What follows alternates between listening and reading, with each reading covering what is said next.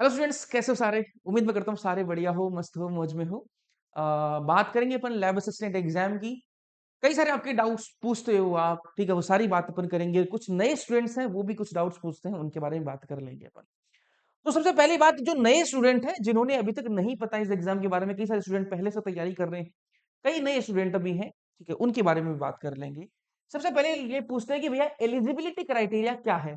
Eligibility criteria की बात करें कि भैया आप एग्जाम के लिए कब एलिजिबल रहोगे, तो वो क्राइटेरिया आप सुन लीजिए। सबसे पहले क्राइटेरिया आप सुन लीजिए कि क्राइटेरिया सिंपल सा है भाई इस एग्जाम का, कि आपके पास 12th पास होने चाहिए आप, है ना। 12th पास आप होने चाहिए। अच्छा, कौन सी स्ट्रीम में आप पास होने चाहिए? तो मैंने कहा या तो आप साइंस स्ट्रीम के अंदर, साइंस में, साइंस में चाहे वो आपके बायोलॉजी रही हो चाहे मैथ्स रही हो, फिजिक्स केमिस्ट्री आपकी होनी चाहिए, ठीक है। तो ये साइंस वाले जो बच्चे हैं उसके लिए आपकी एग्जाम है लैब असिस्टेंट का। उसके अलावा जिनके 12th क्लास में ज्योग्राफी सब्जेक्ट था, ज्योग्राफी सब्जेक्ट था, वो बच्चे भी इस एग्जाम की तैयारी कर सकते हैं। अब बहुत सारे बच्चों को ये कंफ्यूजन होती है कि भैया जो साइंस वाले बच्चे हैं उनको ज्योग्राफी का मिल जाएगा, ऐसा नहीं है भाई।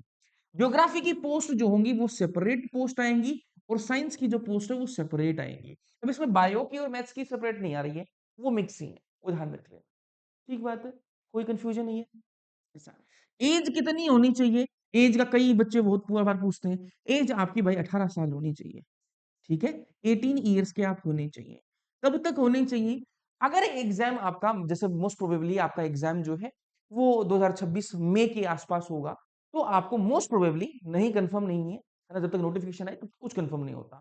तो मोस्ट प्रोबेबली आपको 1 जनवरी, 1 जनवरी 2026 तक अगर आपकी एज जो है वो 18 साल हो चुकी है, तो आप लैब असिस्टेंट का एग्जाम दे सकते हो। लैब असिस्टेंट का एग्जाम जो है आप वो दे सकते हो। ठीक बात है क्या? है ना। लैब असिस्टेंट का आप एग्जाम दे पाओगे। एलिजिबिलिटी क्राइटेरिया आपका इतना सा ही है, इसके अलावा आपको कुछ नहीं मांग रहा। 12वीं पास हो आप, ठीक है, और आपके पास में एज होनी चाहिए 18 साल से। क्या क्या आता है उसको समझ लेते हैं। बहुत सारे बच्चों को पता है, जो नए बच्चे हैं उनको लिए मैं बताता हूँ। साइंस वाले जो बच्चे हैं इनको भाई, जो चाहे मैथ से हो चाहे आप बायोलॉजी से हो, आपको बायो पढ़नी पड़ेगी, ठीक है। तो बहुत सारे मैथ्स के बच्चे भी हैं जो तैयारी करना चाहते हैं, आपको बायोलॉजी पढ़नी पड़ेगी, कंपलसरी है। राजस्थान जीके आपको अच्छे से पढ़ना पड़ेगा, काफी अच्छा वेटेज है, तो राज जीके जो है वो आपको पढ़ना पड़ेगा। राजस्थान का करंट अफेयर आपको पढ़ना पड़ेगा, करंट आपको पढ़ना पड़ेगा, इसमें कोई लापरवाही नहीं चाहिए।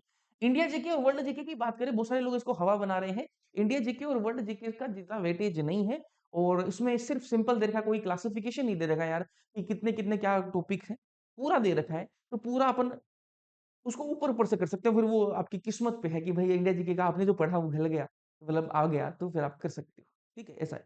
लेकिन मोस्ट प्रोबेबली जो क्वेश्चंस बनेंगे वो आपके करंट अफेयर और राजस्थान जीके, बायो, फिर केमिस्ट्री के सारे टॉपिक्स नहीं है, 11वीं 12वीं के कुछ सिलेक्टिव टॉपिक्स है, ठीक है, जिनके बारे में अपन सिलेबस में डिस्कस कर लेंगे। फिजिक्स की बात करूं तो फिजिक्स के अंदर भी 11वीं 12वीं का पूरा सिलेबस नहीं है, सिलेक्टिव टॉपिक्स है, जबकि बायोलॉजी के अंदर ऑलमोस्ट पूरा ही है। आपकी 11वीं 12वीं की जो एनसीईआरटी में दे रखा है वो सारा का सारा ही है, कोई दिक्कत नहीं है। वहीं ज्योग्राफी की बात करूं तो उसमें आपको राजस्थान जीके देखने के लिए मिलेगा, इसमें वर्ल्ड जीके और इंडिया जीके का कोई सीन नहीं दे रखा है, ठीक है। तो आपको राजस्थान जीके पढ़ना पड़ेगा ज्योग्राफी वाले बच्चों को, या बारी की जो ज्योग्राफी में जो टॉपिक्स हैं वो पढ़ने पड़ेंगे आपको, प्रैक्टिकल ज्योग्राफी भी इंक्लूडेड है। तो ये आपका बेसिक चीजें आपको पता लग गई। अब भैया फॉर्म कब आएंगे इसके, फॉर्म कब आएंगे? तो मैं ये कह रहा हूं, आप फॉर्म की जो आप एक्सपेक्ट कर सकते हो, फॉर्म जो है आप एक्सपेक्ट कर सकते हो, वो आप जनवरी महीने के लास्ट वीक या फिर फेब के फर्स्ट वीक तक आप एक्सपेक्ट कर सकते हो, बट नॉट श्योर कि आ ही जाएगा। एग्जाम कब तक होगी? एग्जाम की बात करें अपन, तो एग्जाम जो है मेरे भाई, एग्जाम जो है आपकी, वो आपकी मई से पहले नहीं होगी, है ना। मई से पहले नहीं होगी। तो मई जून का आप लेके चलिए कि मई जून से पहले आपकी एग्जाम नहीं हो रही है। अब इसके लिए ये क्या अच्छी बात है क्या? मैंने कहा अच्छी बात भी है, ठीक है। ये कैसे अच्छी बात है भैया? अच्छी बात इसलिए है कि आप जो है इससे और अच्छे से तैयारी कर पाओगे, ठीक है। आपके पास में समय मिल गया है, तो समय का मतलब ये नहीं होता कि भैया पोस्टपोन हो गया, हम तो जल्दी नौकरी लग जाते, अब तो नौकरी नौकरी 2-3 महीने पोस्टपोन हुई है, तो आप उसमें जो है और अच्छे से तैयारी कर सकते हो। ठीक है, अच्छे से तैयारी करोगे, आपको लगता है कि आपने तैयारी कर ली, लेकिन रियलिटी ये है कि आपने तैयारी नहीं करी है।